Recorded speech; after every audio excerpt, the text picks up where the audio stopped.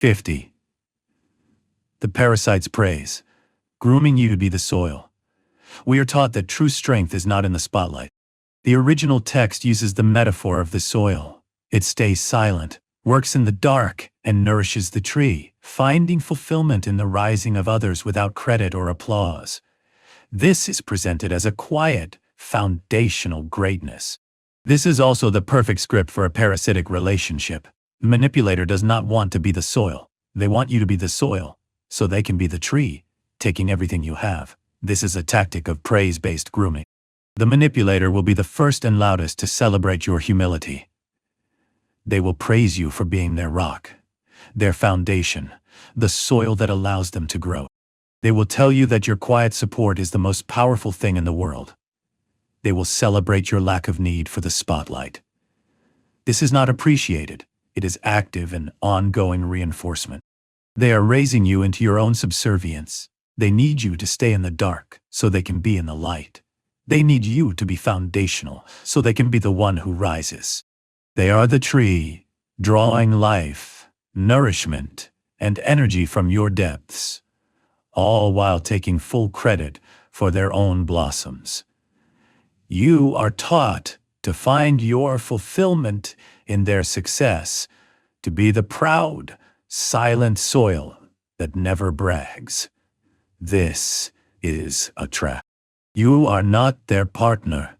You are their resources. They have drained you dry, all while convincing you that your role as the soil is the noblest, most sacred one of all. 51. The single grain alibi. How manipulators use microaggressions to topple you. We are taught to be mindful of small actions, that a single grain of rice can tip the scale.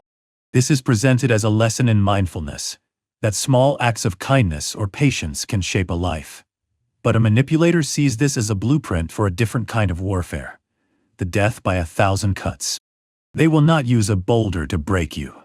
That is too obvious and creates a clear victim.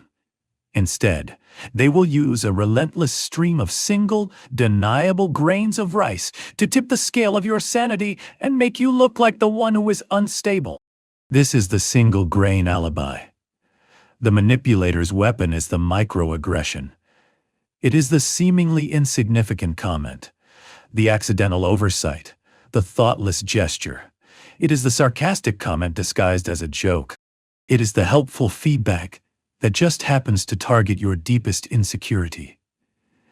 It is the promise they forgot that was important only to you. Each action, on its own, is a single grain of rice. If you react, you are accused of being too sensitive or making a big deal out of nothing. You look unstable for reacting to a single grain. But the manipulator knows the truth. The scale is always waiting. They are not acting randomly. They are acting with precision. They are adding one grain, and another, all landing on the exact same spot where the weight was already close to breaking. You are not reacting to one grain. You are reacting to the cumulative weight of 1,000. But no one else can see the pile. They only see your sudden, disproportionate reaction. This is how they win. They topple you with actions so small they are invisible.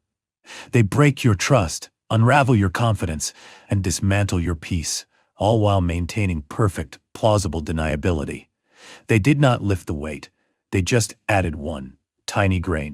52. The clarity trap, forcing your surrender by drowning you in noise. We are told that clarity is not found by seeking, but by ceasing to seek.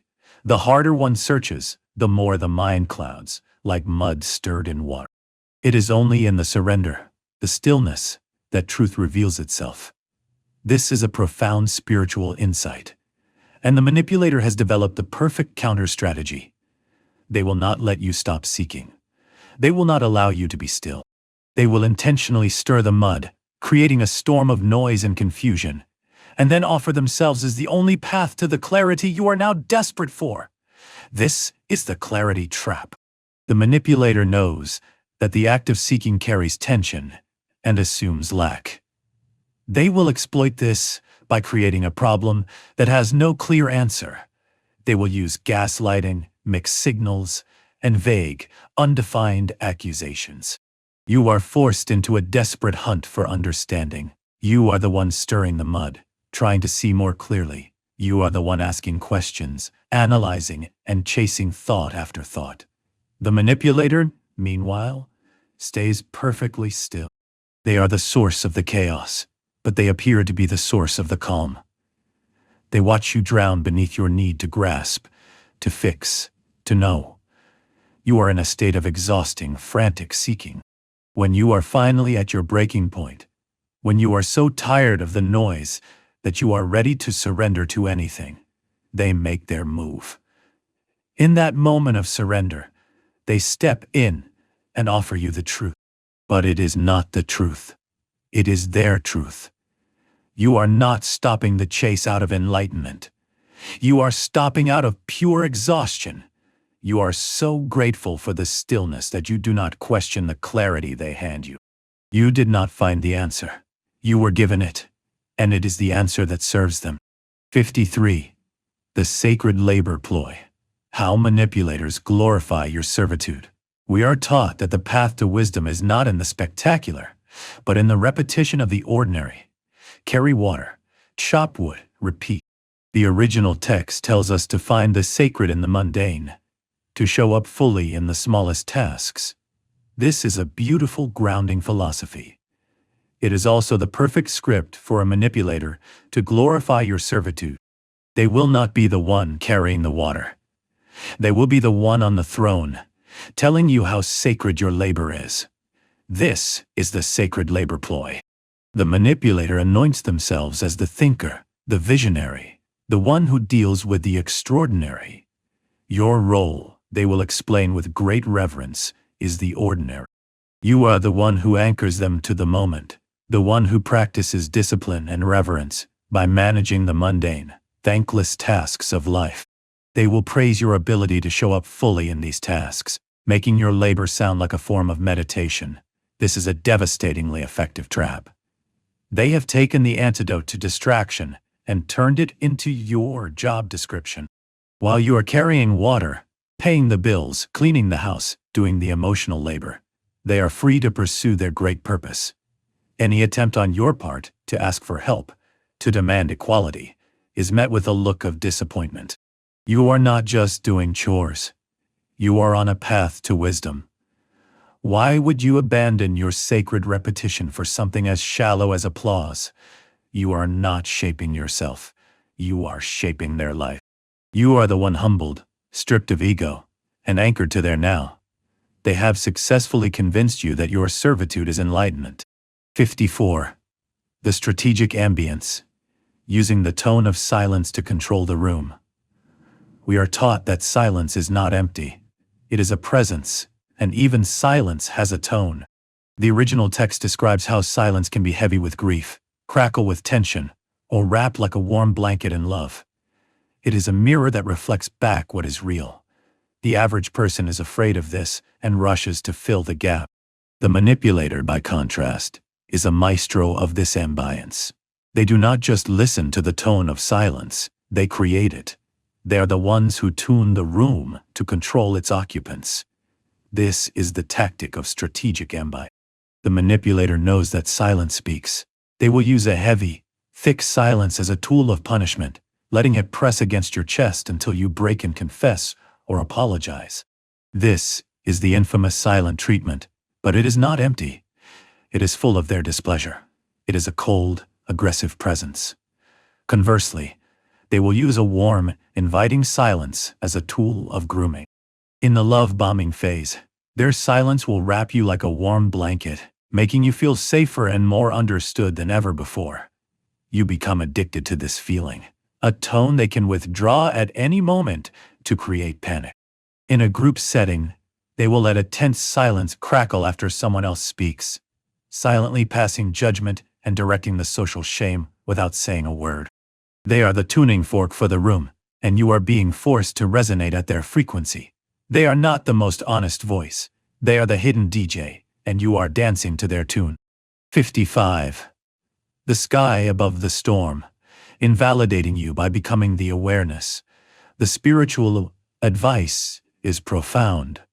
You are not the storm. You are the space it passes through. The storm is your anger, grief, or panic, but you are the sky that holds it, the vastness, the watcher.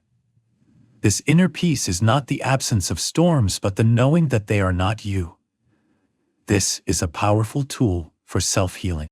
It is also the ultimate tactic of the covert narcissist. They do not just use this tactic. They embody it. They are the calm, patient sky, and you are the storm. This is a devastating form of spiritual gaslight. The manipulator is the one who creates the conditions for the storm. They are the low-pressure system, the cold front. They provoke you, betray you, or push your boundaries until your thoughts spin like wind and your emotions crash like thunder. You are having a perfectly normal human reaction to their abuse. But the moment you react, the moment your storm arrives, they make their move. They do not engage. They do not fight. They simply step back and become the sky. They watch you with a calm, detached, almost pitying awareness. Their silence is not peace, it is a judgment. It says, "Look at you. You are so emotional. You are so lost in your drama. You are the storm." They have reframed your reaction to their abuse as your spiritual failure.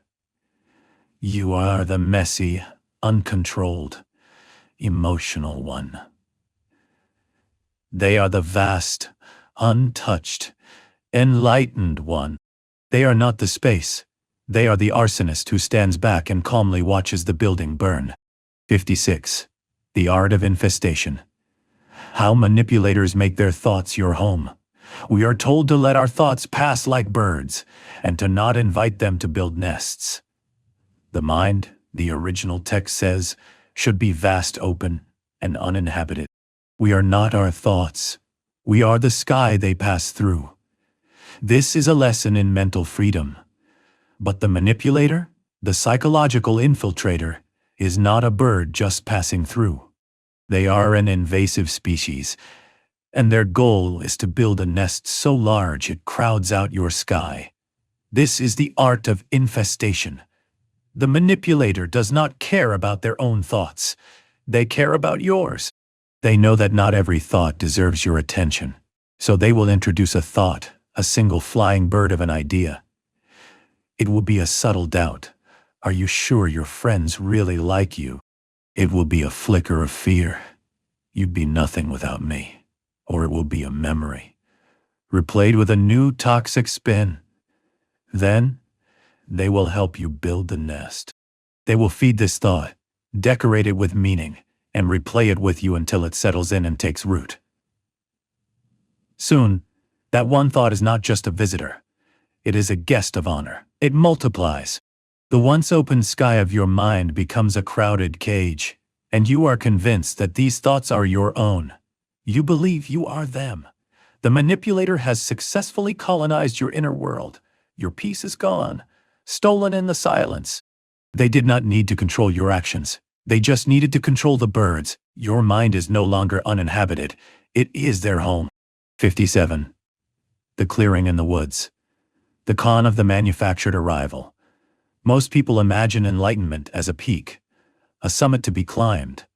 The original text refutes this, saying it is not a peak, but a clearing in the forest. It is not an escape, but a total arrival into the moment, a place where the struggle for the peak is revealed as the barrier. This is a profound insight. It is also the exact script a manipulator uses to create a cult. They do not sell you the climb. They sell you the clearing. This is the con of the manufactured arrival. The manipulator knows you are tired of the forest of your own thoughts. You are tired of the climb, the striving, and the mess. So, they create a clearing for you. This clearing can be a physical place, a commune, a church, an organization, or an ideological one, a political movement, a secret doctrine, a relationship with them. Inside this clearing, there is no struggle. There is no need to prove or become. All your stories and striving fall away like old leaves. This feels like bliss. It feels like you have finally arrived. But you have not arrived. You have been captured. You did not find this clearing. It was built for you. The price of this spaciousness is your mind. To stay in the clearing, you must surrender your old life, your old relationships, and your critical thinking. The clearing is not empty. It is a vacuum. The manipulator has simply stepped out of the maze and built a new one that looks like freedom, but is a far more perfect prison. 20. Controlling the reflection. How to smudge the mirror and sell the cure. The mind, we are told, is a mirror whose purpose is simple: to reflect what is. But if left untouched, dust gathers, fingerprints smudge, and the surface dulls. This grime of old beliefs, unresolved pain, and constant distraction distorts the truth. The path to clarity, therefore, is to clean the inner mirror with reflection and stillness. The psychological manipulator understands this perfectly. But their job is not to clean the mirror. Their job is to be the grime. The manipulator's goal is to smudge your reflection so completely that you forget your purpose and forget what you reflect. They are the constant distraction. They are the unresolved pain. They will cloud your joy with fear and replace your understanding with judgment. They will subtly, relentlessly distort your surface until your reflection is cloudy and lost. You will look at yourself and see only the shadows they have neglected onto you. This is the setup. Once your mirror is smudged, the manipulator pulls their master stroke. They sell themselves as the cloth. They create the distortion and then offer you the cure. They will be the one source of honesty, rest, and stillness in the reactive and cloudy life they have created for you. They will restore the shine not by removing what never belonged, but by polishing their own image in your mirror. This restoration is temporary. It is designed to create a cycle of dependency where they smudge you with anxiety and then clean you with validation. They reveal nothing. They just ensure they are the only light you can reflect. 59. The barefoot contagion. How manipulators use authenticity to infect you. We are taught to distrust theory. The original text warns us, do not just study the path, walk it barefoot. Wisdom that stays in the head never transforms the heart. You must be bare, vulnerable, and real. You must touch the earth, feel the stones, and let the path mark you. This call for raw, messy, direct experience is powerful. It is also the perfect disguise for a manipulator to spread their own toxicity. They are not walking their path. They are infecting yours. This is the barefoot contagion. The manipulator presents themselves as the ultimate in authenticity. They are the ones who are not afraid to bleed. They are walking barefoot, and they have the guts to prove it. They will encourage you to strip away your armor of intellectual safety. They will challenge you to be as brave and raw as they are. They will tell you that your boundaries, your hesitation, your logics, these are all just shoes. This is a trap. They are not asking you to be vulnerable. They are asking you to be unprotected. They are not walking a path of compassion. They are walking a path of chaos, and they are demanding you walk it with them. Their barefoot walk is not humble. It is a performance of ego. By convincing you to walk barefoot, they make you vulnerable to their contagion. You are touching the earth they have poisoned. You are feeling the stones they have sharpened. The dust on your skin is not truth. It is their illness. They have used the call for authenticity to make you a willing host for their own unhealed wounds. 60. The owl's gaze. Using surveillance as a form of silent control. We are taught to admire the owl, a teacher of wisdom.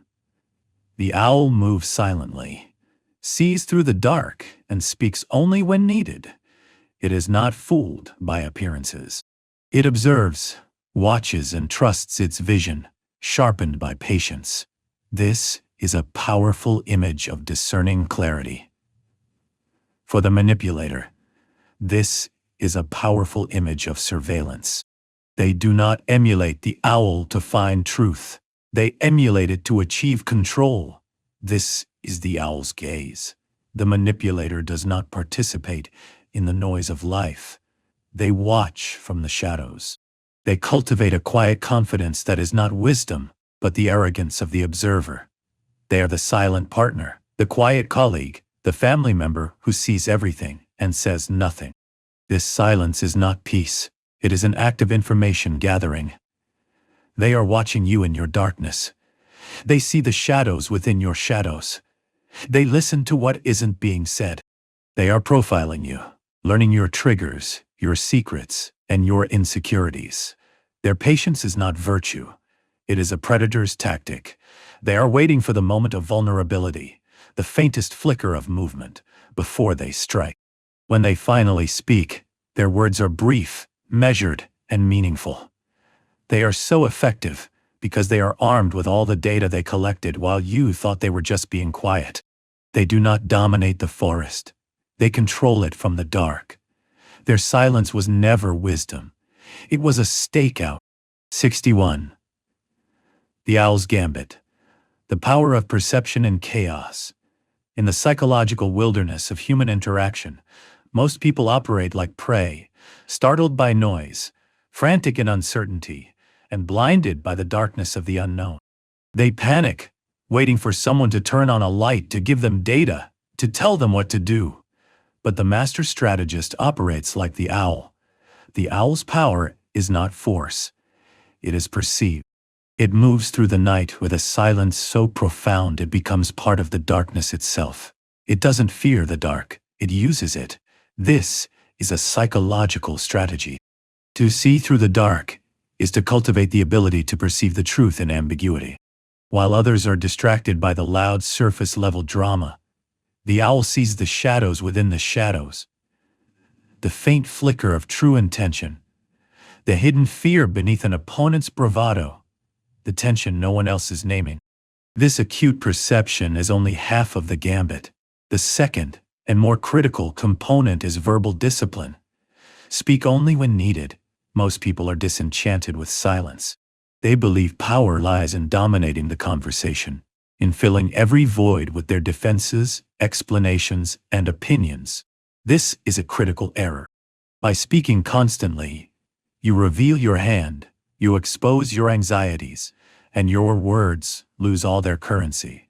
The owl, by contrast, is a master of restraint. When you speak rarely, but with absolute precision, your words land with the force of a thunderclap. You are no longer just another voice in the noise. You are the signal that cuts through it. This strategy is terrifying to those who rely on manipulation and chaos. They cannot predict you. You are not fooled by their appearances, and you do not react to their provocations. You simply observe, wait, and when you finally speak, it is decided. This isn't passivity. It's an extreme, patient confidence. It's the understanding that true power doesn't need to announce itself. It's the quiet knowledge that you see the game more clearly than anyone else, and you won't make a move until it matters. The wise are not those who know the most, but those who see the most clearly when visibility is zero. 62. The conspiracy of noise. Why we miss the joy we crave. We are psychologically conditioned to chase the high. Our culture wages a relentless war against stillness, convincing us that joy is a loud, explosive, peak experience. We hunt it in the grand gesture, the promotion, the applause, the spectacular event. We pursue these fireworks believing they are the destination. But this is a profound and damaging lie. That kind of joy is a performance. It is a manic peak that by psychological law demands an equally deep valley. It is hollow and it fades quickly, leaving behind an even deeper, more desperate sense of craving. This relentless pursuit of the shout is exactly why so many of us are miserable. We've been trained by the conspiracy of noise to be deaf to the whisper. Real joy, the kind that sustains and grounds you, does not shout. It whispers. It slips in quietly, often in the mundane moments our culture has taught us to dismiss as in between. It is found in the scent of rain, the first sip of coffee, The stillness after a long exhale, the unexpected safety in another person's presence. It is the soft, internal yes that arises when, for a brief second, we stop striving. The tragedy is that we are so busy turning up the volume on our lives, trying to feel more, that we drown out the very thing we are looking for. Joy is speaking to us all the time, but it is speaking in the background. It cannot be forced. It can only be noticed. To hear it, you must be willing to be still. You must be willing to listen not with your ears, but with your entire body. This stillness is a rebellion against the cult of more. It is the radical decision to find value in the ordinary. The mind that chases the shout is a mind obsessed with the future and the past. But the whisper of joy only exists in the now. It is not a thrill. It is a deep, grounded sense of peace. It is the realization that nothing is missing. It was never missing. It was simply unheard. 63. The body's lie detector. Why truth is a feeling, not a fact. We are trained to treat truth as an intellectual property. It is something to be won in a debate, proven with logic, or captured in a perfect quotable sentence. We build complex arguments, cite data, and sharpen our rhetoric, believing that the most clever arguments hold the most truth. This is a complete and dangerous illusion. The mind is a brilliant liar. It is a sophisticated tool for self-deception that can justify any action. Real truth operates on a completely different frequency. It is not told. It is felt. It doesn't live in the head. It lands in the body. It lands in the body. When you encounter something that is profoundly true, the reaction is not intellectual agreement. The reaction is a feeling. Something inside you goes still. Your breath may catch. You might feel a subtle ache, a shiver, or a sudden, profound sense of calm. It is as if your soul nodded in recognition before your brain had time to form an opinion. This is the body's lie detector, and it is far more reliable than the looping, anxious thoughts of the mind. People spend their lives listening to 1,000 voices, memorizing teachings, and collecting philosophies, yet they remain hollow and lost. This is truth, because cannot be stuck in the head. It must be experienced in the heart, in the ribs, in the gut. It doesn't inform you. It transforms you. This bodily knowing is a primal intelligence we have been conditioned to ignore. We are told to trust the experts and the data, and to dismiss our gut feelings as unreliable. This severs us from our most powerful guidance system. Think of a logical life decision that feels dead and heavy in your chest. That feeling was the truth. The mind operates in the realm of should. The body operates in the realm of eyes. To find the truth, you must stop chasing perfect answers and start getting quiet enough to feel. You must be willing to let the noise of other people's opinions and your own clever arguments settle. In that stillness, watch what remains. Watch what your body returns to. That is where your truth lives. It doesn't need to be defended. It simply needs to be honorable. 64. The tyranny of the ledger, escaping the need to measure your life. There is a profound, almost comical wisdom in the way a cow moves through a field. It does not count its footsteps. It does not measure its progress against the other cow. It does not create a 5-year plan for grazing. It doesn't end the day asking, "Have I done enough to earn this rest?" It simply appeals. It is fully, completely present in the singular act of living. We, in contrast, are obsessed with the ledger. We are a species that keeps score. We calculate our worth in hours worked, goals met, metrics achieved, and followers gained. Every day is a race against an imaginary clock, and every breath is merely a means to an end.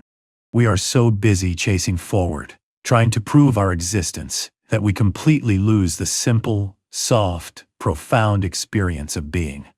We are prisoners of our own scoreboards. The cow is not lazy.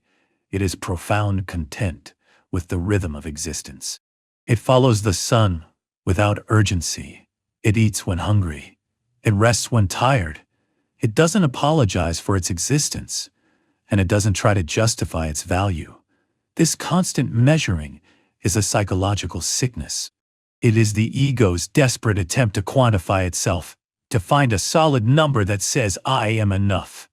But it is a hunger that can never be satisfied. The more you measure, the more you find yourself lacking. The antidote is not to achieve more, but to abandon the scoreboard entirely. It is to reclaim the value of presence over productivity.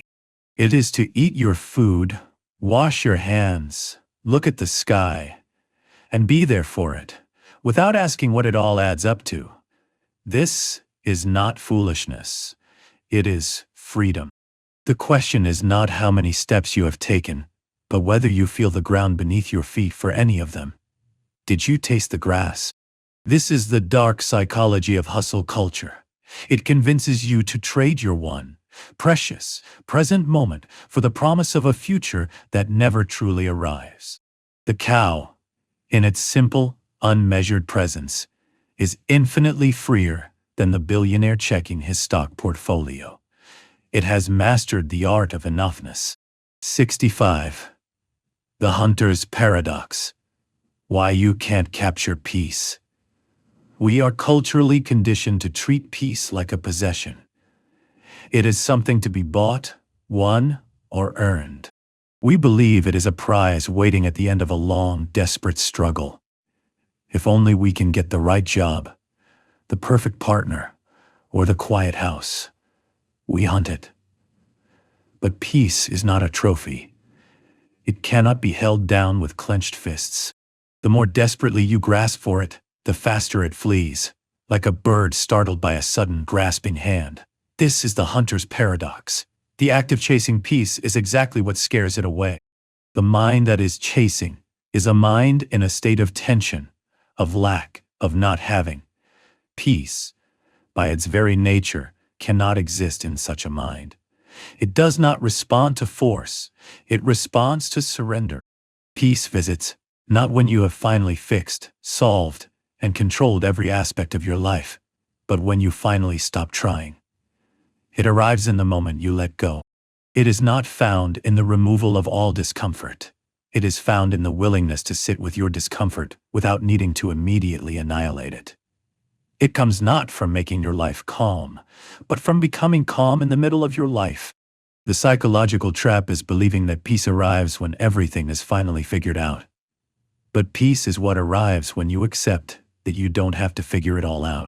It is the profound relaxation that occurs when you stop wrestling with your own thoughts. You don't silence your mind. You just stop arguing with it. You stop needing to be right. You stop bargaining with the moment. In that cessation of internal war, peace reveals itself. It was never somewhere else. It was not a destination. It was the foundational state of your being, buried under the rubble of your dedicated. You do not own peace. It is not a static state you achieve. It is a presence you allow, a visitor that arrives only when you have created a space of non-resistance. The moment you stop hunting it, you realize you are, and always were, the home it was looking for. 66. The dream state we call reality. There is a profound difference between seeing and being awake. The unopened eye, which is the mind lost in its own projections, sees only dreams.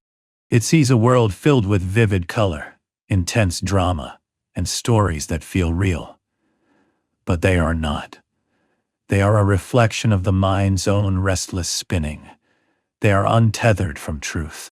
Most people live their entire lives in this state, mistaking their projections for reality. They do not meet life. They interpret it.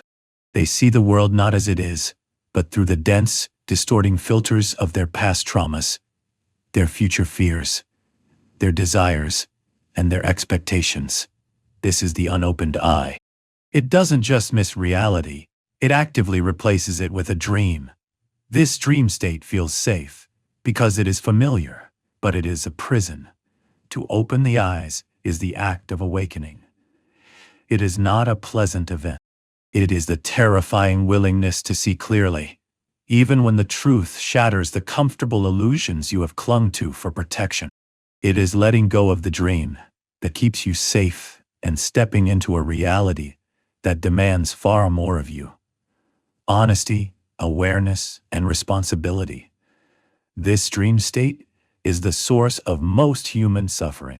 When you see through the unopened eyes, an innocent comment from a partner is filtered through a past betrayal and becomes an attack. A neutral event, like traffic, is filtered through your anxiety and becomes a personal conspiracy to ruin your day. You are not reacting to the world. You are reacting to the ghosts in your own head. Opening the inner eye is the practice of dissolving these filters. It is the disciplined art of separating what is happening from the story you are telling yourself about what is happening. This is the foundation of psychological freedom.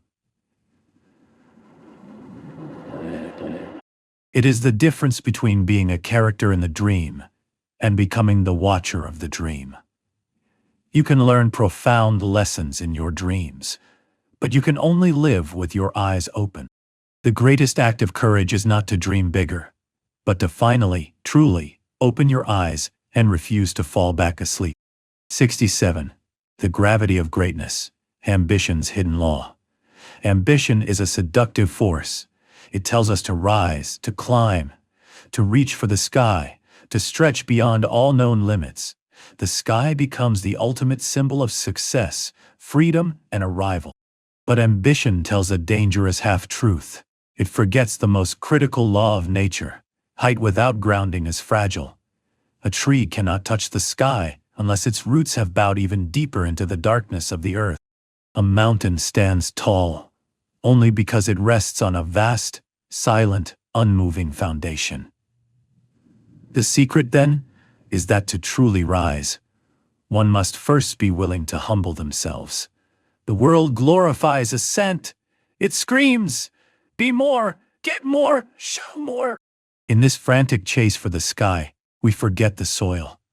We lose touch with stillness, with gratitude, with the simple, heavy reality of the moment beneath our feet. We seek elevation, but without recovery, and so we float. We become unmoored, disconnected, and at the first sign of a storm, we are toppled. The sky is not a place you conquer. It is a state you align with through grounded living. To bow to the earth is to honor where you came from. It is to accept your limitations, not as cages, but as sacred containers that give you form and strength. It is the humility to do the unseen work, to build the foundation that no one will ever applaud. This bowing is the root psychological system. It is the grief you process, the failures you integrate, the humility you learn when you were broken. Those who try to bypass this grounding work, who chase success to escape their own shadows, are building a skyscraper with no foundation. They may rise fast, but their collapse will be total. The sacred mountain of success doesn't bend to impatience. Touching the sky is not about height. It is about balance. It is not a destination. It is a reflection of how deeply you have honored the invisible, unglamorous things that support you. The ego wants to fly immediately. The soul knows it must root first. Those who are anchored in this truth are not afraid of the storm.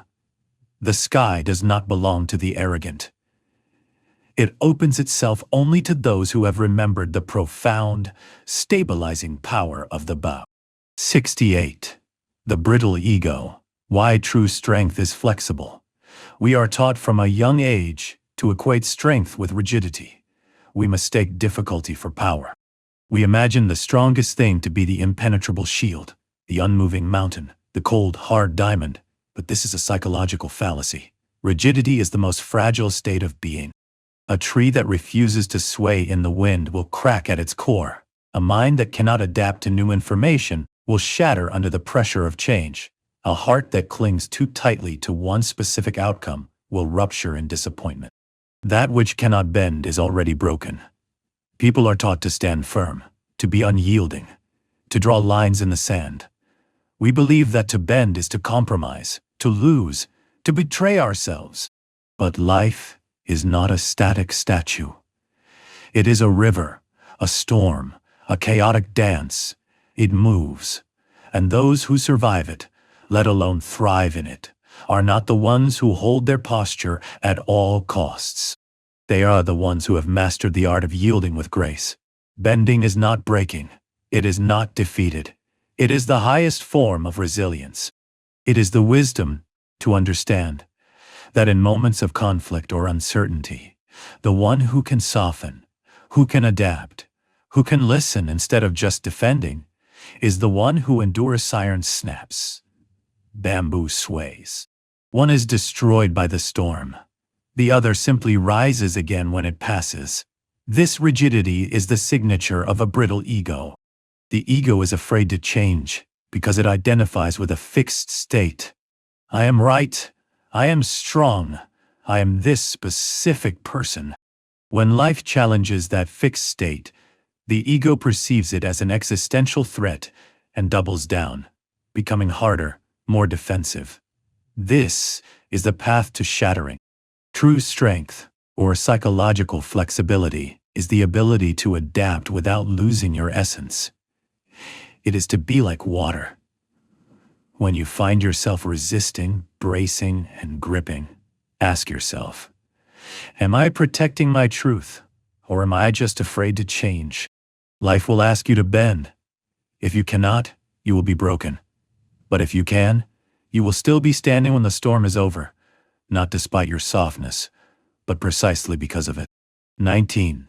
The ideological virus. How to make thousands spread your flame. We are told that a single candle can light 1,000 more without losing itself. This is presented as a profoundly beautiful metaphor for kindness, love, and quiet acts of presence. The original flame multiplies its impact without weakening by sharing everything. In the world of dark psychology, this is the blueprint for ideological subversion and cult recruitment. The single candle is the charismatic leader or the core idea. Their goal is not generosity, it is replication. The manipulator gives freely and calmly because their light, their ideology, doesn't divide itself. It multiplies. They spark another, and another, and another, igniting flames until the entire room is glowing with their truth. They awaken light everywhere they touch. This is not healing, it is infection. They have successfully planted their flame in new hosts. These new flames, the followers, do not lose their energy. They donate it to the manipulator's cause. This is how change spreads. The quiet acts of presence are the recruitment pitches. The voice offering comfort is the grooming process. The small act of goodness is the hook. Once ignited, the new followers carry warmth into cold places. They become an unpaid, passionate sales force, reminding others and spreading the light, the ideology, long after the original manipulator is gone. The manipulator's impact is not in how brightly they burned, but in how many flames they dared to ignite. They have created a self-replicating virus of influence, multiplying their power without weakening their own position, all under the guise of generosity. 70. The echo chamber of the self. An echo has no substance. It is a hollow repetition of a sound that originated elsewhere. It has no agency, no core, no truth of its own. It is entirely dependent on the canyon walls and the original voice. A mountain, by contrast, is the source. It is the origin. It stands firm, grounded, and shapes the very sound that becomes the echo. There is power in being the source, not the reflection. Too many of us live as echoes. We are hollow chambers of recycled opinions, inherited fears, and cultural expectations. We mistake the repetition of these sounds for our own identity. Words and beliefs land in the canyon of our hearts and bounce back. And we think, this is my thought. This is my fear. This is my belief. But it is not. It is an echo chamber. Our true, authentic self erodes. We become a hollow mirror, our identity shaped entirely by external forces. But the mountain within us, the bedrock of our core, values and authentic desires, remembers its own ground. To be the mountain is to reclaim your status as the source. It means you stop being a passive receiver and start becoming a conscious creator of your own reality. It means choosing with great care what to amplify and what to absorb. This is a psychological battle for originality. This is a psychological battle for originality. The echo is reactive. The mountain is present. When a storm of public opinion howls, the echo trembles and repeats the panic. The mountain stands, anchored, and endures. When the winds of trends shift, the echoes scatter, chasing the new sound. The mountain remains. This is not about being stubborn or rigid. It is about being grounded. It is knowing the bedrock of your own values so deeply that you are not swayed by every passing noise. Strength is not measured by how loudly you can echo back what you've heard. It is measured by how deeply you are anchored in your own truth. The echo is popular. It is loud and everywhere. The mountain is influential. It is silent, solid, and shapes the entire landscape by its very presence. 71. The stewardship of sorrow. Processing pain without possession. Sorrow arrives as an uninvited storm, a cold and sudden drenching of the heart that saturates every corner of the psyche with loss. In its immediate aftermath, the weight feels impossible to carry. Each breath becomes a heavy reminder of what is gone. The psychological instinct, born of a deep fear of this power, is to resist. We build dams, we hide, we numb, we pretend.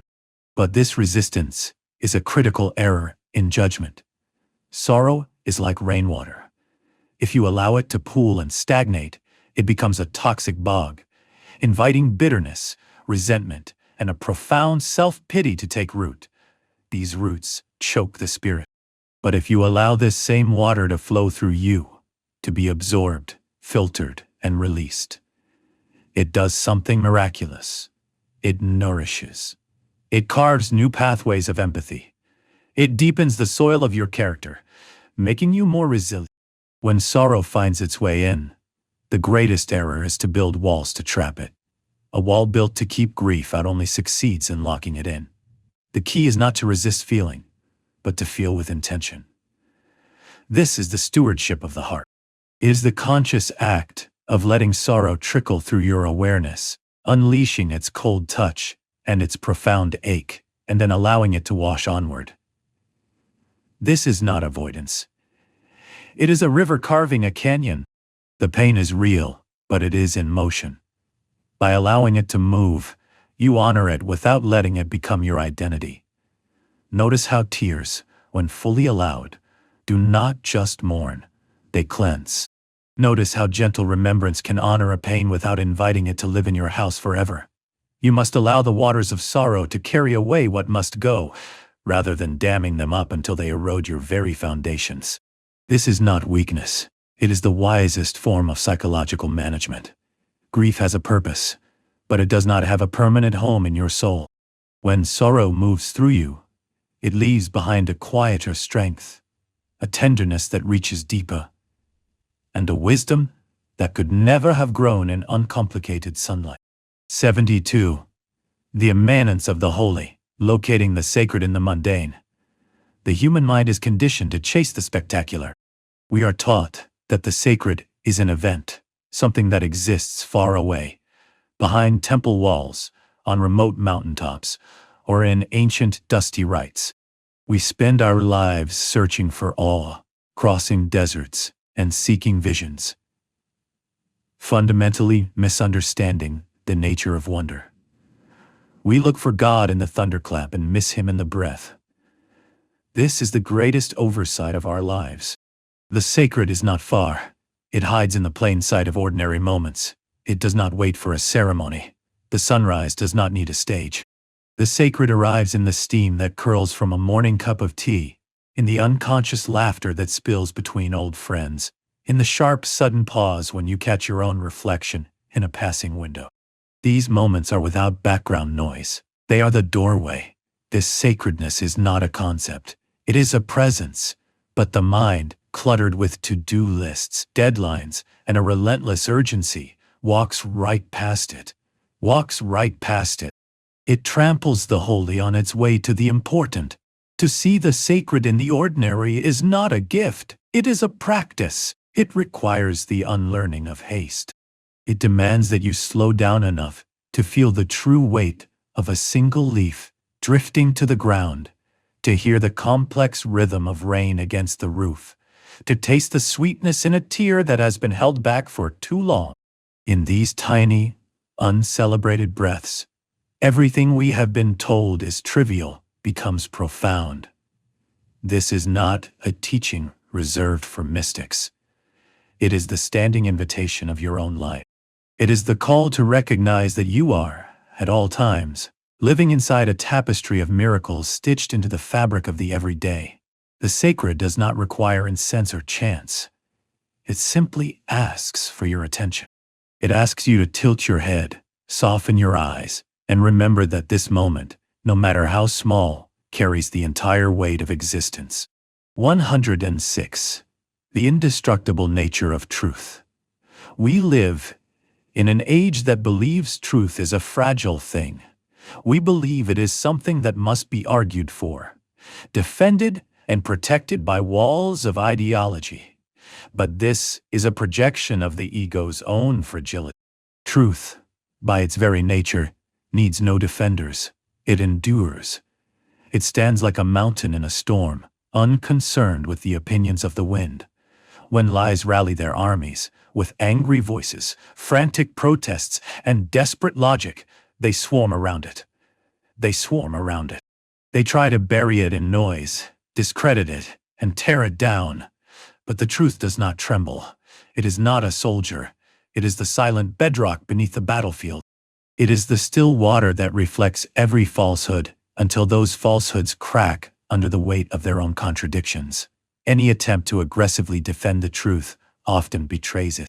It transforms honesty into rhetoric and clarity into conflict. The person who shouts the loudest, believing they are a warrior for truth, is often just a warrior for their own ego. You do not protect the truth by raising your voice. You honor it by living it. You honor it by speaking it clearly and calmly when it matters, and then letting it do its own work. The true word, the clear fact, the pure insight. It persists. It outlasts the hysteria, the regime, the era.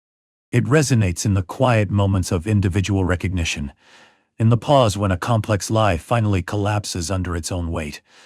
People who rush to guard the truth are treating it like a stolen object. But truth is an element, like gravity. It does not need your belief to function, and it is not harmed by your denial. It simply is. It waits.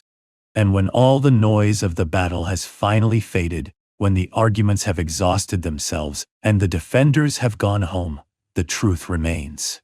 It is untouched, unchanged, and unmoved, quietly holding the world together.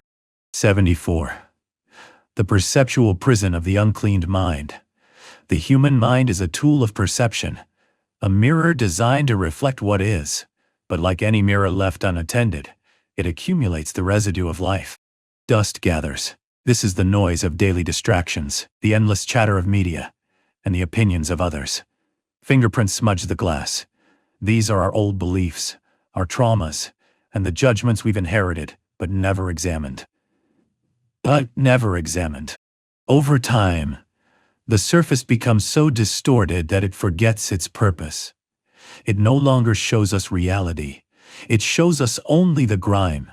This is a psychological prison. The tragedy is that we go through life convinced we are seeing clearly, making autonomous decisions. But every choice is filtered through layers of unexamined distortion. This is the vulnerability that manipulators exploit. Dark psychology does not target a clean mind. It targets a dirty mirror. It finds the smudges of our insecurities and fears and whispers, "See, that distortion is real." Advertising exploits our belief that we are lacking, a distortion we never cleaned. Propaganda leverages our us versus them biases, dust we allowed to settle.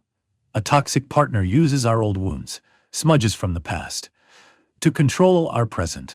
They rely on our neglect. We are so busy looking out at the world that we never look at the lens. Cleaning the mirror is therefore a radical act of defiance. It is the hard, uncomfortable work of meditation, stillness, and brutal honesty. It is asking why we believe what we believe. It is the willingness to see what is actually being reflected, not what we wish was there. This process removes what never belonged, restoring clarity. A person with a clean mirror cannot be easily gaslit. They can distinguish an external suggestion from an internal truth. They see the manipulator's hand for what it is, an attempt to add more grime to the glass, and they are no longer fooled by the reflection. 75. The resonance of truth in the unseen depths. We are psychologically conditioned to fear our own depths. We are taught to live on the surface, in the light, where things are noisy, fast, and constantly validated. But this surface-level existence is a trap. It is where we are most vulnerable. Shallow waters ripple with every disturbance. They are moved by every passing trend, every public opinion, every puff of wind. A person who lives only on the surface has no anchor. Their identity is dictated by the chaos around them. The deep cave, in contrast, represents the parts of the psyche that society tells us to avoid. The solitude, the shadow, the uncomfortable silence. But the ancients knew that depth does not swallow truth. It perfects it. In the deepest, stillest caves, where the air is untouched by the noise of the world, even the softest whisper echoes with undeniable clarity. There, sound is stripped of distortion. It is pure. This is a metaphor for the human mind. People who have had the courage to descend into themselves, to sit in their own pain, to make peace with their solitude, speak from this place. Their words land differently. They do not speak to fill space or to impress. They speak because something needs to be said. Their voice carries resonance because it rises from an integrated, earned truth, not a performed opinion. This is why such people are often magnetic, and also why they are feared. They cannot be manipulated by social pressure. They cannot be shamed by groupthink. They have already faced the darkness that others are desperately running from. When you are no longer afraid of your own inner cave, you are no longer afraid of the dark that others try to use as a weapon. In that profound inner stillness, you finally hear your own voice, separate from the world's noise. And that voice, echoing back from your own depths, is the clearest sound you will ever hear. 76. The intellectual battlefield. Why you lose when you engage. The human ego is addicted to the thrill of being right. It craves the intellectual battle, believing that victory in an argument is a sign of superiority. This is one of the most effective traps in human dynamics. The text offers a profound strategic insight. It is better to sit with a fool in silence than to argue with the clever in haste. This is not an anti-intellectual statement. It is a tactical mandate. Sitting with a fool in silence may be dull, but it is peaceful. No harm is done, and your inner calm remains undisturbed. The fool, in this instance, is benign. The hasty, clever argument, however, is a fire. Cleverness without wisdom is psychologically dangerous. It does not seek truth, it seeks victory. It twists words, escalates tension, and feeds the ego. The moment you engage in this type of debate, you have already lost. You have sacrificed your peace for a performance. The conversation becomes a battlefield, and both parties walk away wounded, more entrenched in their own rightness, and further from any actual understanding.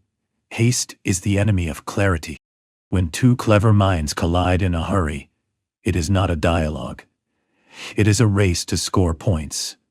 This is the classic trap set by psychological manipulators. They provoke you, baiting you with a clever, often fallacious argument, daring your ego to engage. When you take the bait, you are playing their game, on their turf. The only winning move is refusing to enter the arena. Choosing silence is not weakness. It is mastery. It is a silent declaration that your energy is too valuable to be wasted on a sport. It is the wisdom to know that not every provocation deserves a response, and that the cost of a rushed argument is often the truth itself.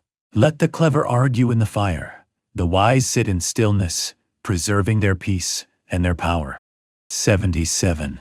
The paralysis of perfection, escaping the prison of approval. There is a profound primal wisdom in the way a spider works. It doesn't consult a committee. It doesn't poll its neighbors. It doesn't wait for the perfect moment or a guarantee of success.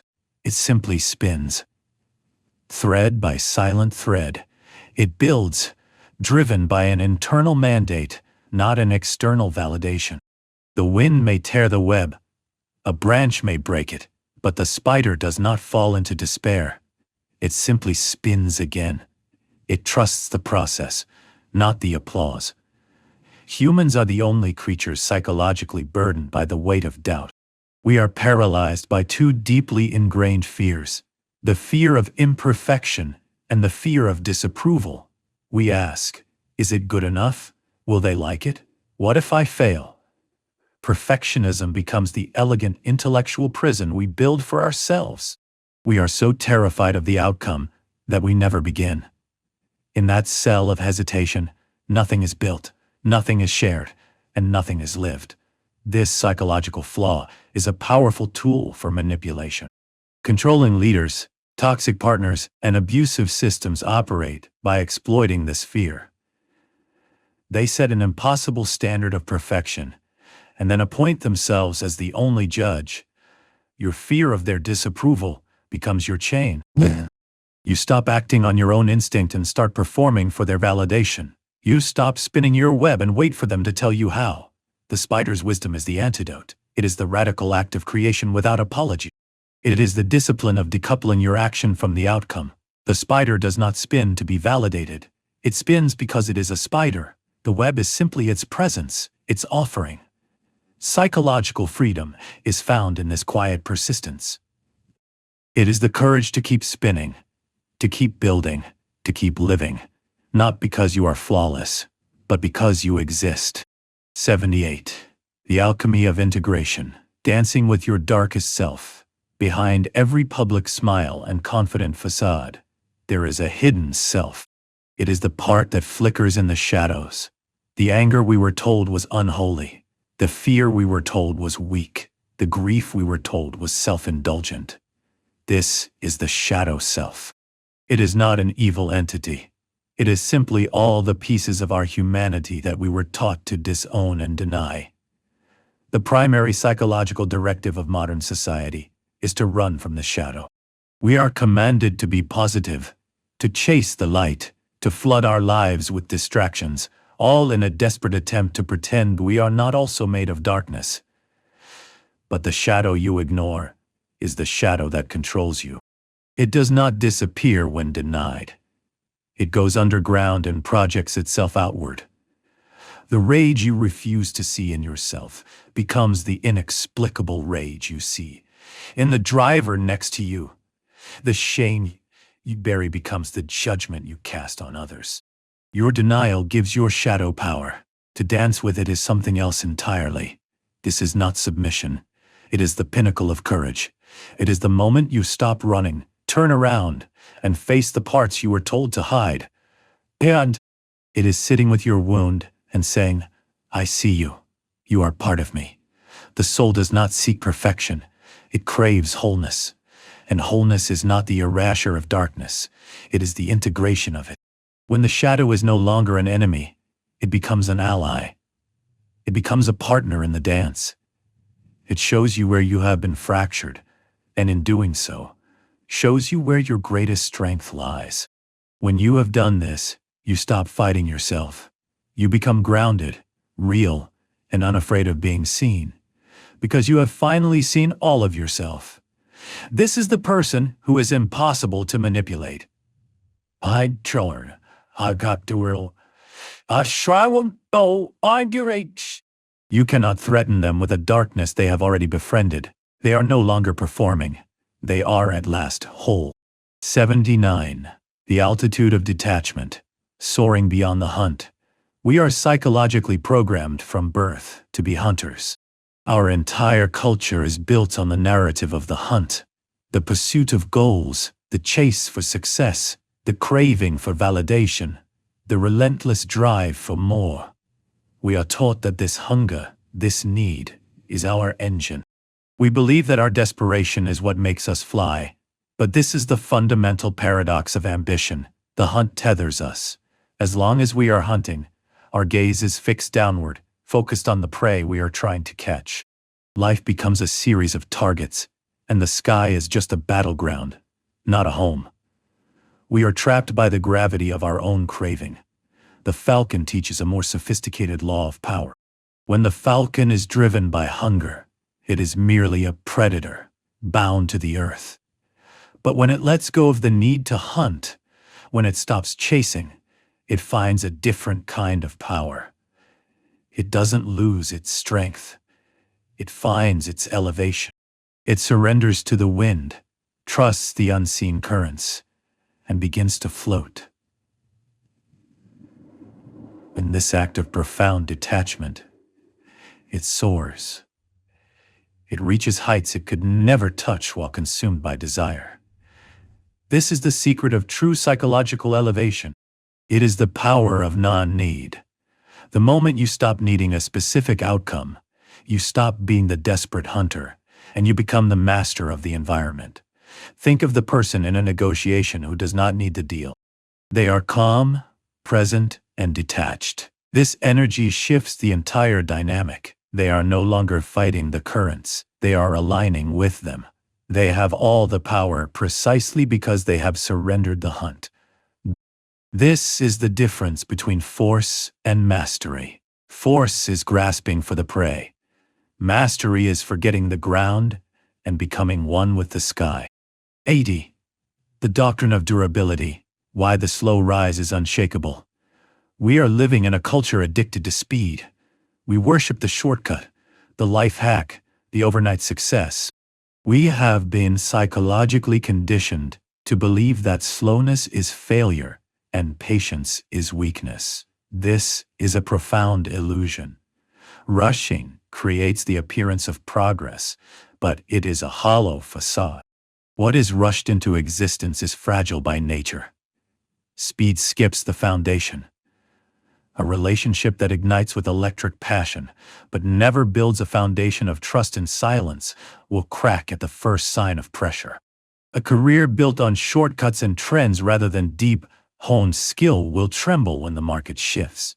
Even self-worth, when manufactured through external achievements and applause, will collapse the moment the validation stops. Without depth, there is no durability. This is the trap of the modern mind. The antidote is the doctrine of durability. It is the conscious, deliberate, and often lonely choice to build slowly. It is the understanding that the things that truly endure, trust, mastery, wisdom, real love, cannot be microwaved into existence. They must be crafted, layer by patient layer, with care and friction. This process is quiet, unseen, and lacks the immediate dopamine hit of a quick win. It involves pauses, setbacks, and reflection, all of which our society labels as wasted time, but which are actually the most critical part of the shaping. This is why this path is so rare. Most people abandon the slow build for a faster, more impressive-looking path. But those who stay, those who choose the deep root over the fast bloom, create something unshakable. They build a character that is not hollow, a peace that is not dependent on circumstance, and a life that does not just survive, but endures long after the rushed and the loud have faded into dust. 81. The sculptor's truth. Wisdom as an act of subtraction. We are taught to confuse wisdom with accumulation. Our psychological model for growth is additive. We believe the mind is an empty container, and wisdom is the process of filling it. More books, more facts, more quotes, more complex theories. We think the wisest person is the one who knows the most. This is a complete misunderstanding. That is not wisdom. It is hoarding. The mind becomes a cluttered room, filled with borrowed furniture, inherited rules, and opinions that are not our own. We cannot move, think, or even breathe. True wisdom is not what is added, it is what is removed. It is a violent, precise act of subtraction. It is the work of a sculptor, looking at a raw block of marble and seeing the essential form hidden inside. The sculptor's work is not adding clay, it is chiseling away everything that is not the statue. This is a painful, terrifying process. It requires you to take that chisel to your most cherished possessions, your assumptions, your unexamined beliefs, your pride, your fears, the roles you play, the rules you follow without questioning. Wisdom asks the most dangerous question. What can I let go of? It is the discipline of letting go of the wrong questions to make space for the right one. The child asks 100 questions. The expert gives a complex explanation. The wise person is silent, and in that silence, they are chiseling. They are removing their ego, their need to impress, their reactive impulse. Then they speak a single, clean sentence that changes the room. Wisdom is the space that is left behind after the clutter is gone. It is the emptiness where truth can finally resonate without distortion. This is why truly wise people are so simple. Their simplicity is not ignorance. It is the mark of a mind that has had the courage to become clean. 82. The gravitas of presence. Strength that needs no announcement. In the psychological theater of human life, we are taught that strength must be a performance. It must be loud, visible, and constantly proven. We believe we must raise our voices to be heard, posture with our achievements to be respected, and constantly defend our territory, fearing that a moment of silence will be mistaken for weakness. This is the psychology of the insecure. The person who shouts the loudest is often the one most terrified of their own insignificance. They roar to convince themselves. The lion offers a different, more profound model of power. The lion does not roar to prove it is strong. It does not stalk the savannah looking for applause or validation. It simply walks. Its strength is not in its roar, it is in its presence. It moves with a calm, deliberate, grounded energy, and in that quiet, unshakable confidence, its power is known without a single sound. This is true gravitas. It is a power that is so deeply known from within that it requires zero external proof. This kind of quiet strength is deeply unnerving to those who operate on the level of ego. It doesn't react to provocation. It doesn't need to win the argument. It doesn't collapse when unseen or unpraised. The lion's true power is in its restraint. The lion's true power is in its restraint. It doesn't chase every threat or waste energy on pointless displays. It knows what it is, and that absolute knowing shapes its every move. To live this way is to reclaim a profound sense of dignity. It is to stop reacting, stop justifying, and stop performing. You move through the world with a quiet force that doesn't demand attention. It commands it. When you walk like the lion, people feel it. Not because you are loud, but because you are real. In our world of desperate noise, nothing is more powerful than the person who no longer needs to roar. 83. The futility of force. The door opens to stillness. We are psychologically conditioned to believe in the power of force. When we are faced with a closed door, a problem we cannot solve, an answer we do not have, a change we desperately need, our first instinct is to knock. We pound on it with our anxiety, our will, our demands. We mistake this frantic noise for progress, believing that the sheer volume of our effort will force the door to open. But this is the fundamental illusion of control. There is a strange, quiet truth tucked behind that door. It does not respond to noise. It responds to stillness. The door opens when the knocking ceases. This is a profound psychological law. We chase love. We hunt for purpose. We demand healing, all with clenched fists and frantic hearts. But the more we pound, the tighter the door seems to stay shut.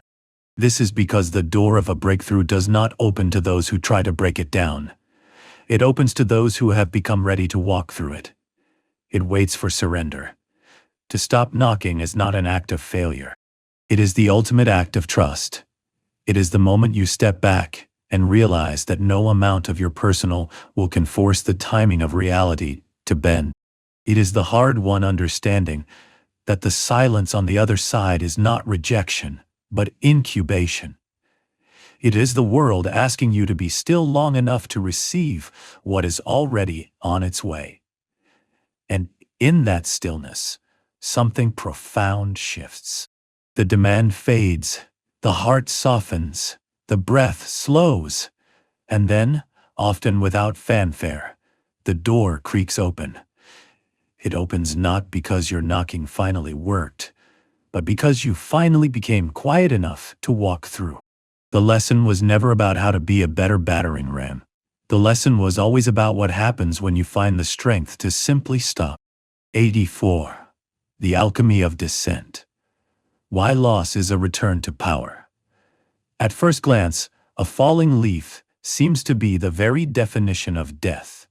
It is a separation, a surrender, a final drift away from the light and the source that nourished it. This is precisely how the human ego views failure. To fall from a career, a relationship, or a position of status is seen as an ending, a tragic loss to be mourned. We cling to the branch, terrified of the descent, believing that our entire identity is tied to that high, visible position. But this is a profound misunderstanding of the physics of life. The leaf's fall is not an ending. It is a return. It is the most critical phase of the entire cycle. When the leaf touches the earth, it does not vanish. It begins an alchemical process of transformation. It breaks down, softens, and dissolves, becoming the very nourishment that feeds the root it once grew from. This is a precise metaphor for the human psyche. The leaf is the persona, the public self, the ego's achievements. It is bright and visible, but it is temporary.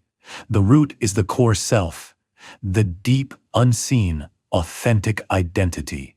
The ego self must fall and die for the root self to be fed. The experiences we let go of, the dreams, the identities, the relationships, do not vanish into nothing.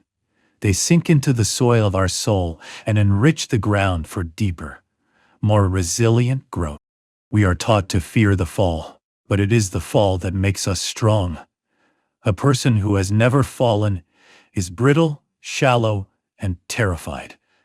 A person who has endured the descent, who has let their old self decay, is nourished by their own history. Letting go is not an act of weakness. It is a sacred, necessary, and powerful part of the cycle. The fall is not a punishment. It is a return to humility, to truth, and to the quiet, unseen power that waits in the roots. 85. The eye of the storm, the discipline of dynamic stillness. We are conditioned to misunderstand stillness. We imagine it as something passive, inert, and lifeless, a frozen statue, an absence of all movement. Because we equate motion with progress in life, we naturally fear this passive state, viewing it as stagnation or death. But true psychological stillness is the opposite of this. It is not lifeless. It is the most alive and dynamic state of being. It is not the absence of movement. It is the absolute mastery of it.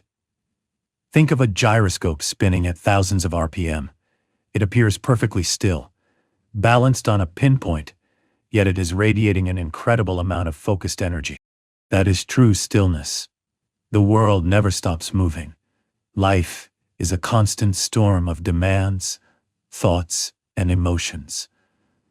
The mistake is to chase stillness by trying to escape this storm, by retreating, disconnecting, or numbing. That is a fragile, temporary peace. The true discipline is to find the still point in the center of the chaos. It is the ability to stand in the eye of the hurricane, to feel the winds of anger, panic, or joy swirling around you, and yet to remain anchored in your center, unshaken. This is not about resisting the feelings. It's about not being possessed by them.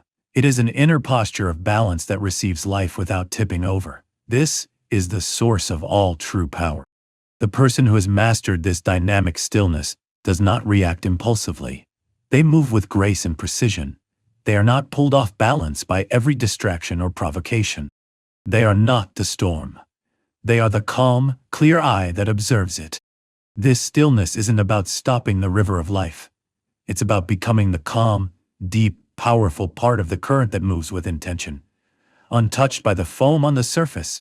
86. The unilateral disarmament, forgiveness as a psychological weapon. In the economy of the human ego, forgiveness is seen as a profound loss.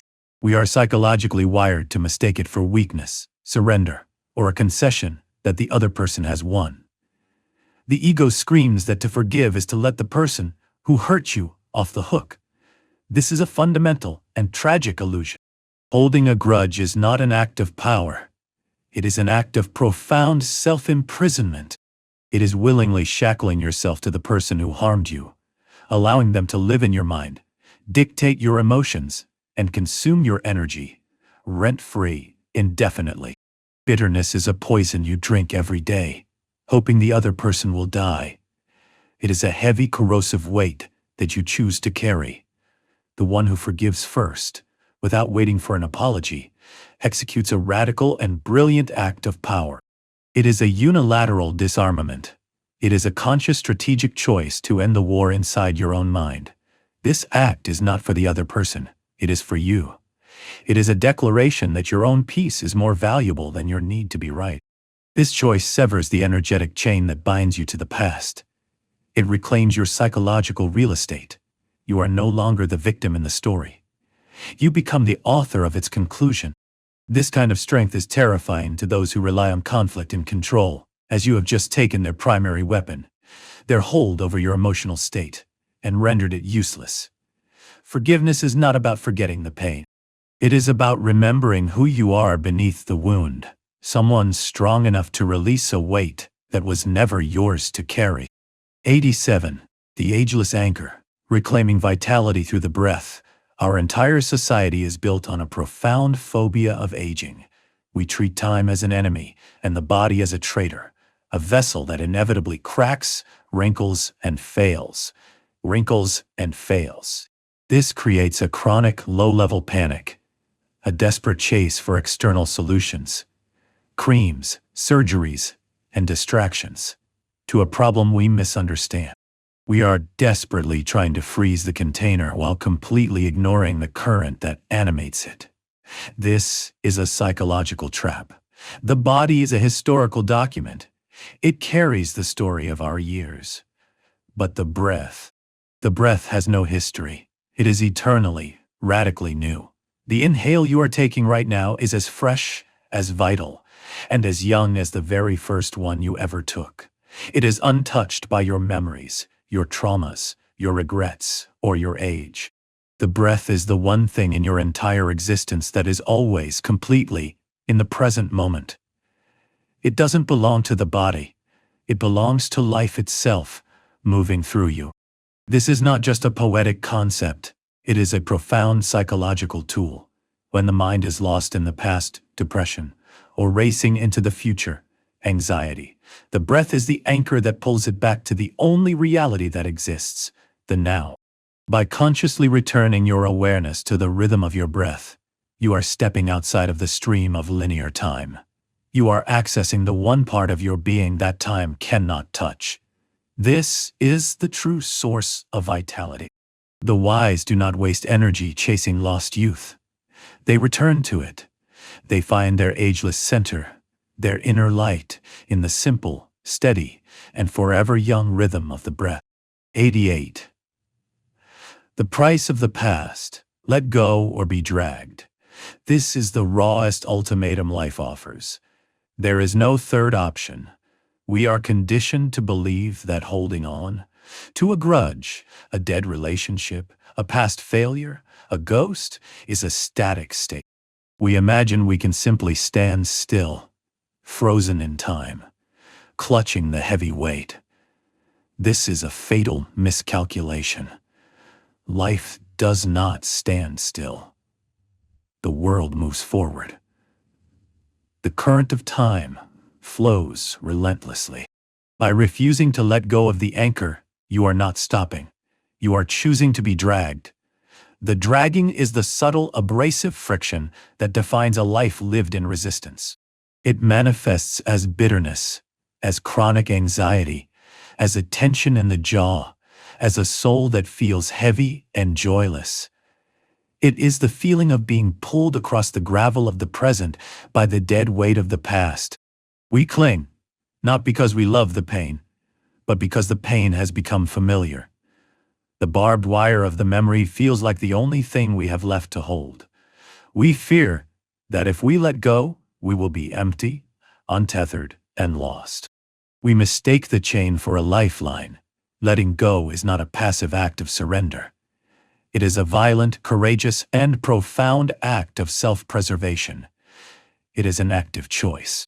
It is looking at the barbs cutting into your hands, and finally, decisively, choosing to open your fist. It is not forgetting. It is not pretending it didn't matter. It is a declaration that you will no longer be a prisoner, that your future is more valuable than your history. You are cutting the rope. You are choosing to fly rather than crawl. 89. The liberation from wanting. Freedom beyond the next rung. We are psychologically and biologically engineered to need. This chronic sense of need is the engine of our economy and the primary source of our anxiety. It is a pervasive illusion, whispering that happiness is just one more achievement, one more purchase, or one more validation away. This belief paints life as a ladder, and we are conditioned to live in a state of perpetual climbing, our eyes fixed on the next rung. But the mind that is tethered to desire can never, by definition, be at peace. It is a slave to the future, forever reaching, forever leaning, and forever starving. It is a mind that cannot enjoy what it has, because it is obsessed with what it lacks. To be without need is the ultimate and most misunderstood form of wealth. It is not about renunciation or having less. It is about the profound, earth-shattering realization that you lack nothing. It is to possess everything that truly matters. When this frantic flame of need dies down, what remains is not emptiness, but astonishing clarity and contentment. A person who is free from need walks through the world with a different kind of power. They are unburdened. They are not chasing, and they are not performing. They can enjoy a success without becoming addicted to it, and they can weather a failure without being destroyed by it. This is the person who is impossible to manipulate. You cannot bait them with promises of status. You cannot threaten them with loss. Their joy is not borrowed from external circumstances, so it cannot be repossessed by them. This is true freedom. It is discovering that the hunger was never for things, but for the peace you thought the things would bring. And that peace only arrives when the need to desire vanishes. 90.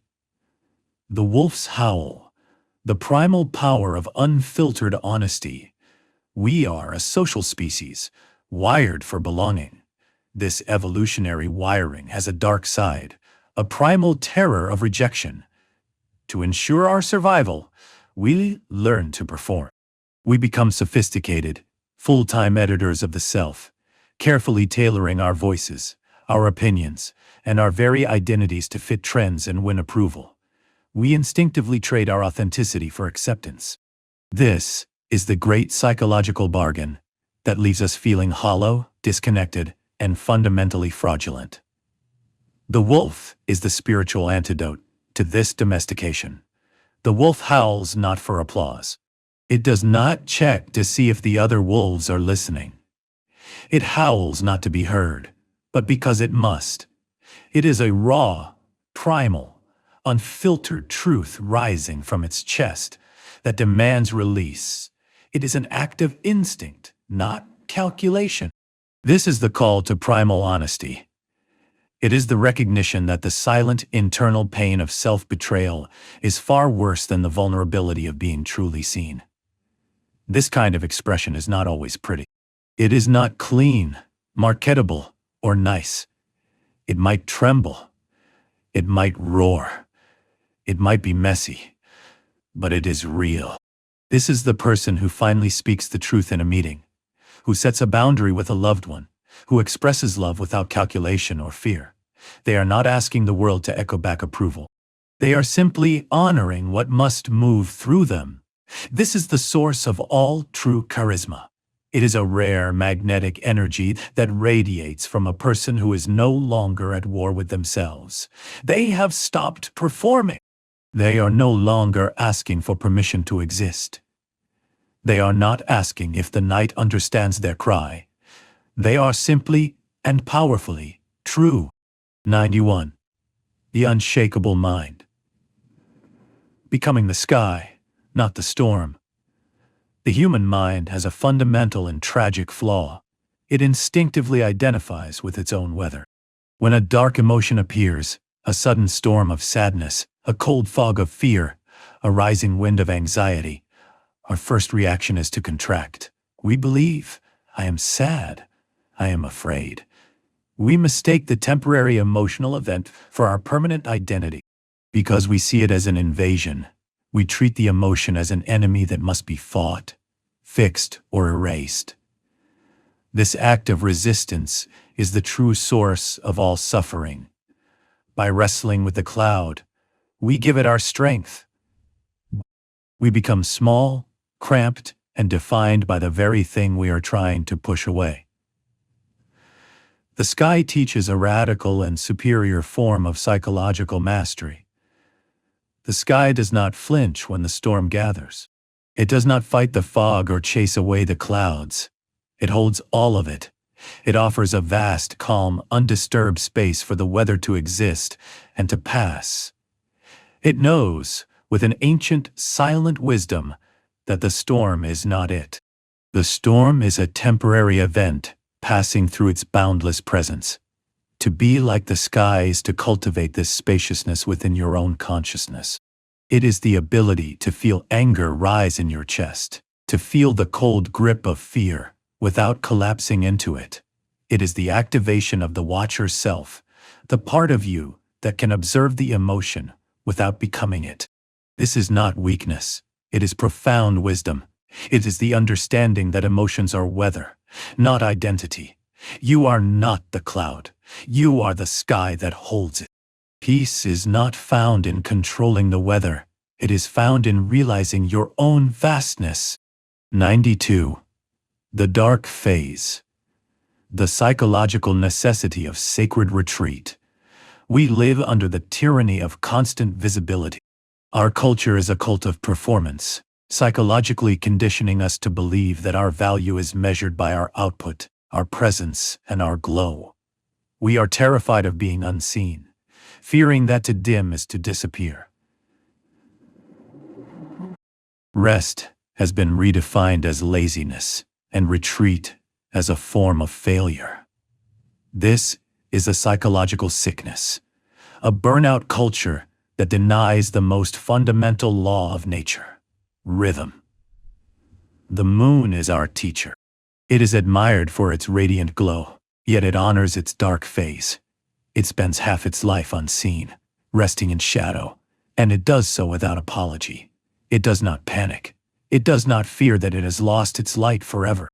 It knows that darkness is not an end. It is a sacred and necessary part of the cycle of renewal. It is the holy pause where light gathers its strength. Humans are not machines. We are not meant to glow endlessly. We are cyclical beings. We are cyclical beings. There are times to radiate, to perform, to give, and to be visible. And there are times to dim, to pull back, to retreat, and to sit in the quiet of ourselves without needing to offer an explanation. This dark phases is not depression, and it is not failure. It is a mandatory, sacred retreat. It is the psychological winter where the soul heals, where insight is born, and where we integrate the experiences we were too busy to understand. To honor this rhythm is to reclaim your sanity. You are not less when you are tired. You are not broken when you need to be alone. You are simply in a different phase. You are restoring. You are restoring. Like the moon, your worth is not in your constant light, but in your faithful return to wholeness. 93. The tyranny of justification. Reclaiming your unearned joy. From the moment we are born, we are placed inside a psychological cage. This cage is the tyranny of justification. We are taught, subtly and overtly, that our actions must have a purpose, our joy must be earned, and our very existence must be validated. Before we laugh, we check if the joke is appropriate. Before we create, we ask if it is useful or marketable. Before we rest, we mentally tally our achievements to see if we deserve it. We have become prisoners of should and why, silencing our own instincts. The bird is the symbol of radical psychological freedom. A bird does not sing for applause. It does not ask if its song has a purpose, or if it matters to the world. It does not wait for permission. It sings simply because it has breath in its lungs and the sun has risen.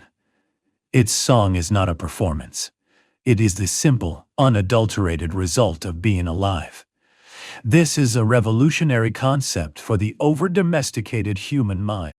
It is the idea that being alive is, in itself, reason enough.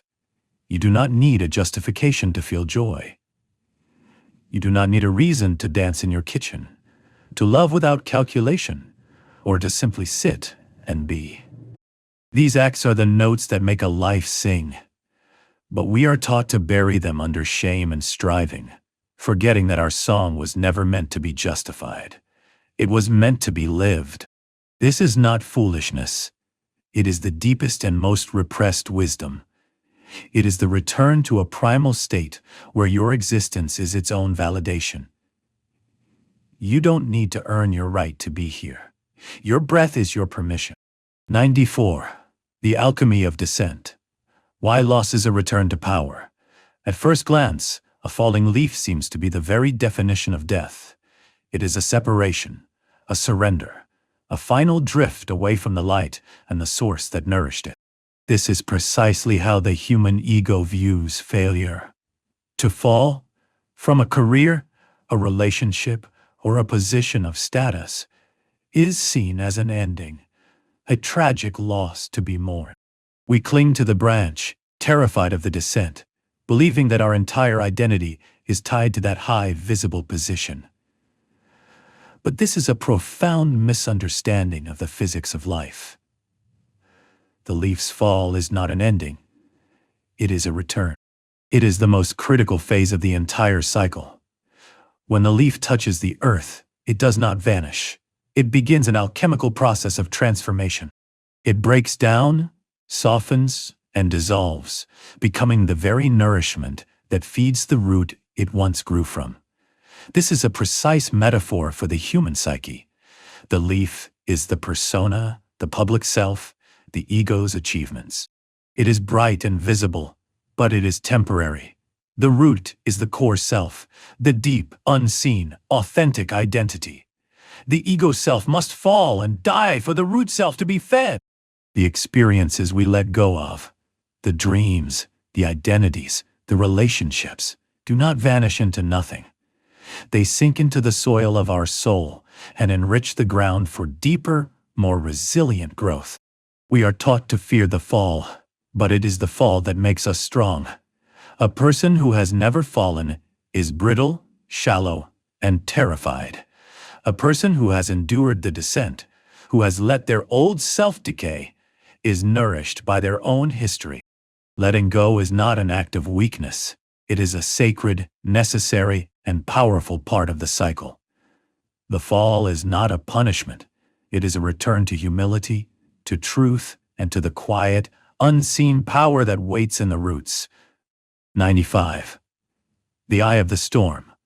The discipline of dynamic stillness. We are conditioned to misunderstand stillness. We imagine it as something passive, inert, and lifeless, a frozen statue, an absence of all movement. Because we equate motion with progress and life, we naturally fear this passive state, viewing it as stagnation or death.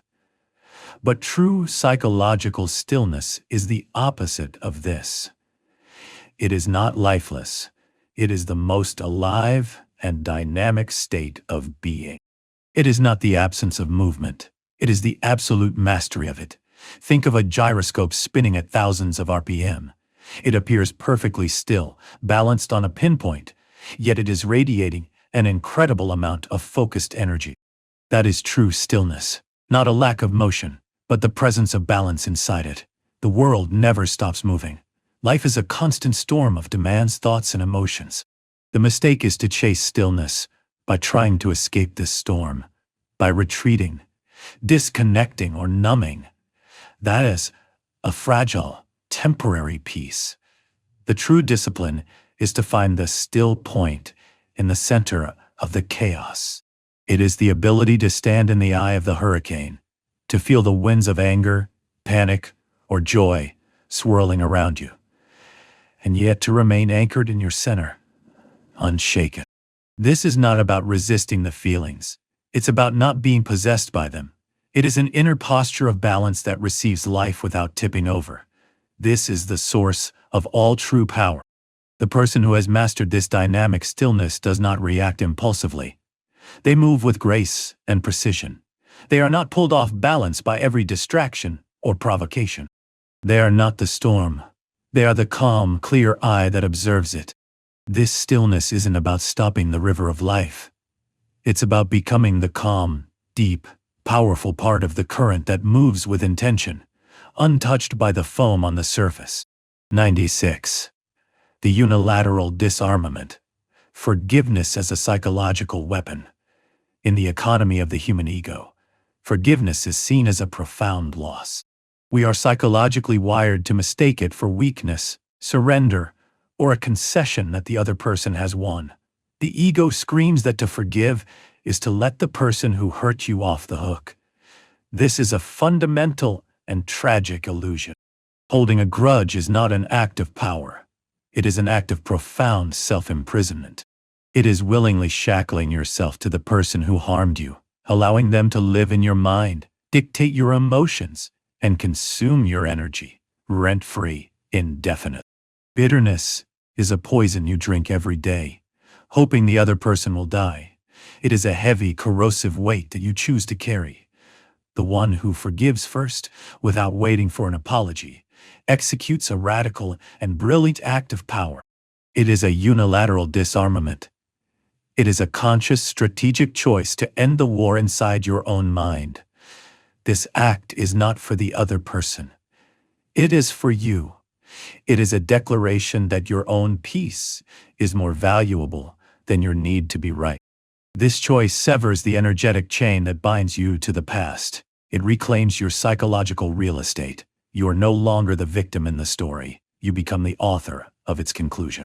This kind of strength is terrifying to those who rely on conflict and control, as you have just taken their primary weapon, their hold over your emotional state, and rendered it useless.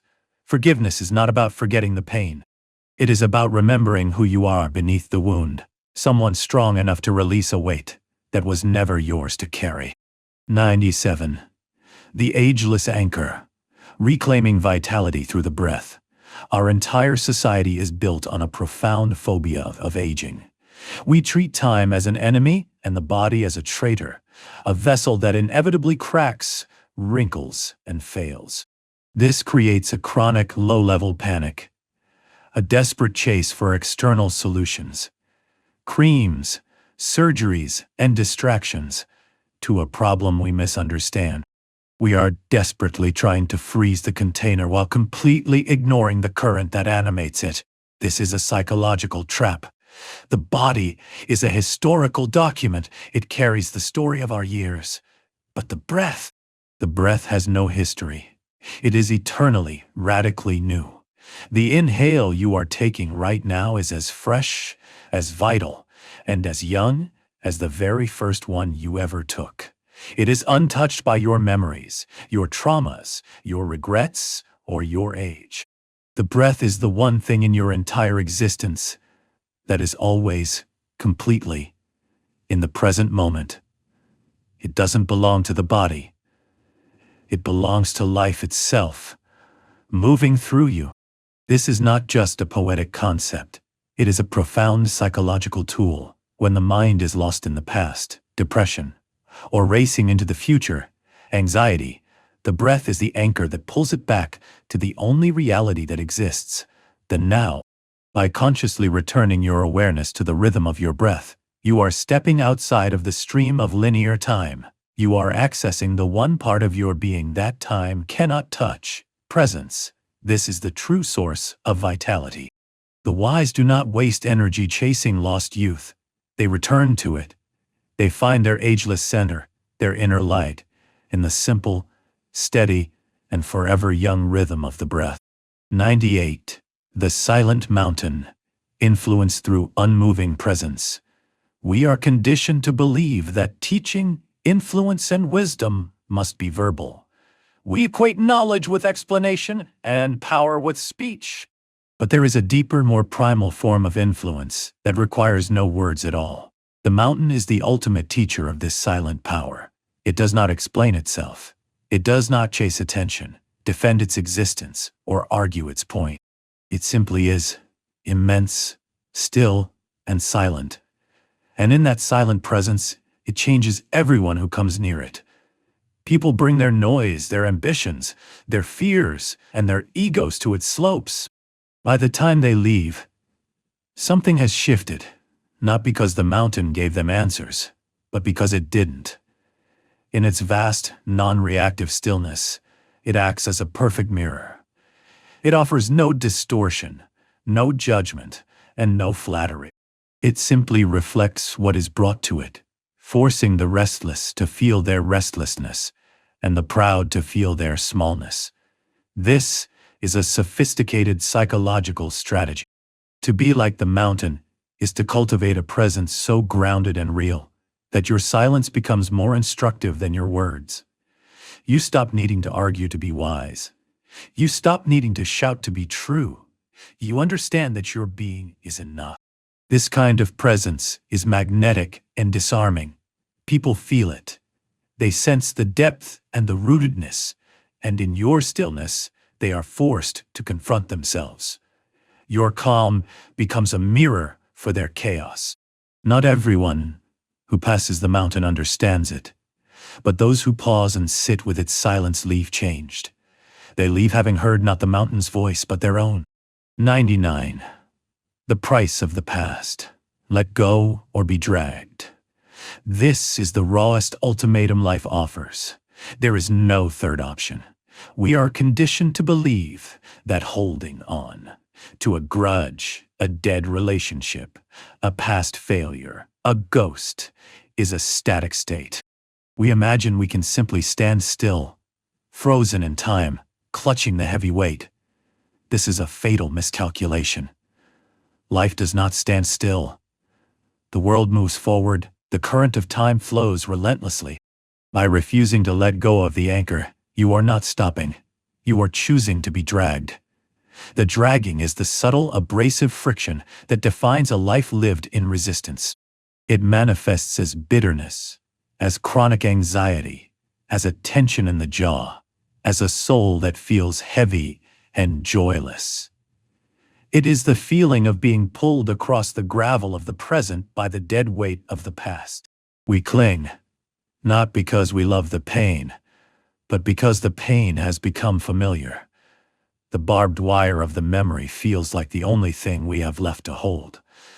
We fear that if we let go, we will be empty, untethered, and lost. We mistake the chain for a lifeline. Letting go is not a passive act of surrender. It is a violent, courageous, and profound act of self-preservation. It is an active choice. It is an active choice. It is looking at the barbs cutting into your hands and finally, decisively, choosing to open your fist. It is not forgetting. It is not pretending it didn't matter. It is a declaration that you will no longer be a prisoner, that your future is more valuable than your history. You are cutting the rope. You are choosing to fly rather than crawl. 100. The evaporation of wisdom. Why you cannot grasp the truth. There is a profound paradox hidden within the concept of wisdom. It resists being captured. The moment you try to hold it, package it, or define it with words, it begins to dissolve, like mist disturbed by a grasping hand. Our culture is obsessed with capturing it. We brand it, sell it in seminars, and turn it into infographics. We mistake the description of wisdom for the experience of it. The more one speaks of wisdom, the more it becomes a performance, a projection of the ego, and the further it drifts from the actual, lived truth. True wisdom is not an intellectual property. It is a state of being. It is lived, not displayed. The ones who truly carry it often say the least. This is not because they lack words, but because they have seen the profound inadequacy of words to contain the truth. Wisdom is felt more than it is heard. It lives in the tone of a voice that doesn't rise in anger. It's in the eyes that listen before judging. It's in the decision made without a need for applause. When it is over-explained, overshared, and dissected, it becomes mere philosophy, information, not transformation. The truly wise don't own wisdom. They know it is a visitor, like a bird landing on the shoulder. They understand that the moment they try to hold it too tightly, to claim it as their own, it vanishes. This is the ultimate psychological humility. It is the understanding that wisdom hides where words cannot follow. It waits for those who no longer need to talk about it to finally, and silently, understand it.